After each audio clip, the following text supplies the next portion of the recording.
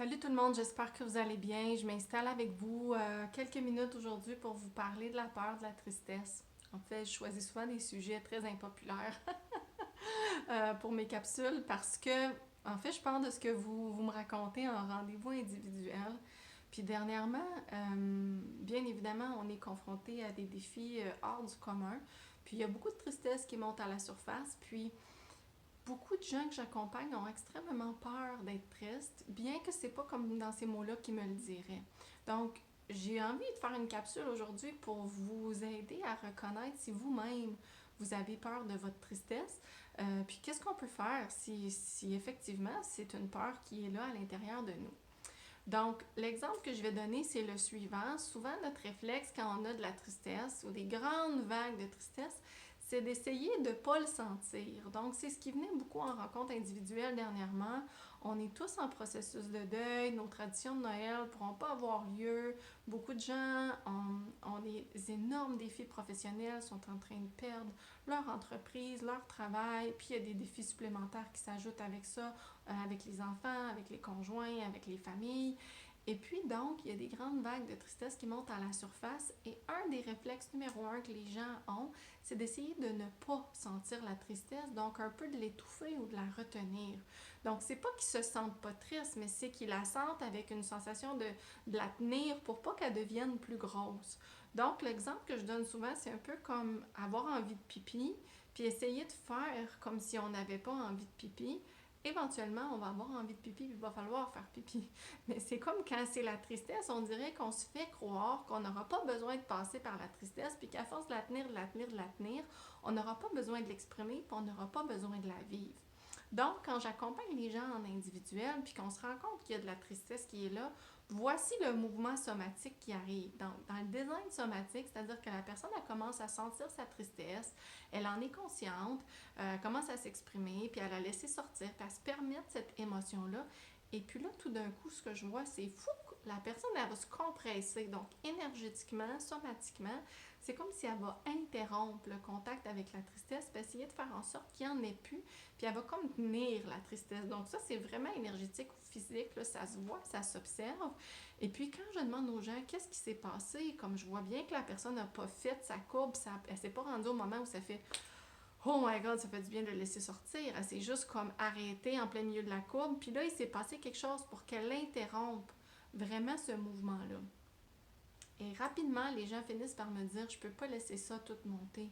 Si je laisse ça tout monter, je vais pleurer pour toujours. Donc ça, c'est comme une croyance qui vient beaucoup, où il y a toutes sortes d'appris de ça va être trop, je vais être trop intense, ou même comme ça va être trop souffrant. Mais en fait, ce qui se passe, c'est que les gens sont déjà extrêmement comme souffrants, puis quand ils bloquent le moment où ils sont juste sur le point de passer de l'autre côté puis d'obtenir le soulagement que vient du fait de pleurer, ils vont un peu se perdre dans l'intellectualisation puis dire ben ça donne rien de plus de pleurer, puis là ils vont partir dans la recherche de solutions pour ne pas être triste, pour ne pas se vivre. Donc, ben c'est pas si pire. Puis là, ils vont se comparer à je pourrais être dans un camp de réfugiés ou ils vont se donner comme toutes sortes de points de repère mentaux pour pas être obligés de sentir ce qu'ils sentent.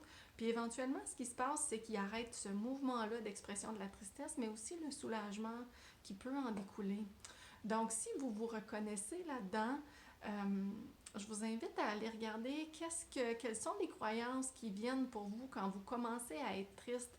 Puis si vous avez tendance à retenir votre tristesse, de remarquer que la peur de la tristesse, ça vient pas de votre tête. Souvent, les gens ils me disent pas Oh my God, j'ai tellement peur d'être triste.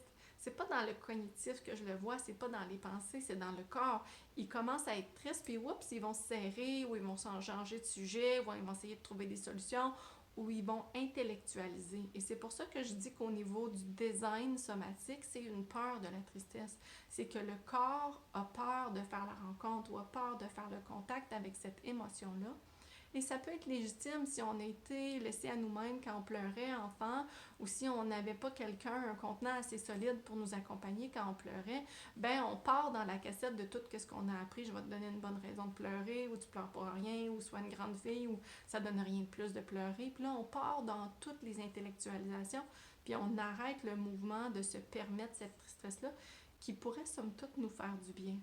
Donc, je suis curieuse de savoir si vous remarquez ça, vous, que vous avez tendance à avoir peur de votre tristesse. C'est quelque chose, vous le savez, je vais tout souvent dans des sujets qui sont pas très glamour ou pas très, pas très facile, un petit peu plus en profondeur, mais ça se peut que vous ayez cette peur-là de votre tristesse. Puis si vous vous rendez compte que vous avez ça, si vous vous rendez compte que, oh wow, la tristesse commence à monter, puis je la retiens ou je l'arrête, ben votre travail, c'est vraiment de prendre le temps de reculer dedans, puis de respirer un petit peu plus longtemps là, puis de vous laisser être avec la tristesse. Je dis souvent, il n'y a pas de danger à ressentir nos émotions, puis de vraiment avoir le courage de sentir un petit peu plus loin cette tristesse-là, parce que je suis convaincue qu'elle va vous enseigner quelque chose de nouveau si vous la laissez faire sa courbe au complet plutôt que de l'interrompre en plein milieu.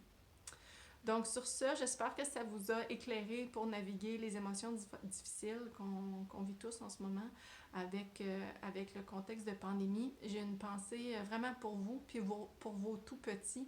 Donc si vous remarquez que vos tout petits, eux aussi, commencent à avoir peur de la tristesse, c'est le temps un peu de regarder comment vous leur enseignez à être triste, puis de prendre soin de vous pour être capable éventuellement de prendre soin d'eux. Donc sur ça, je vous embrasse, je vous souhaite une bonne fin de journée. Partagez la vidéo si vous pensez que ça peut être utile à d'autres personnes. Puis on se retrouve tout bientôt pour une autre capsule. À bientôt.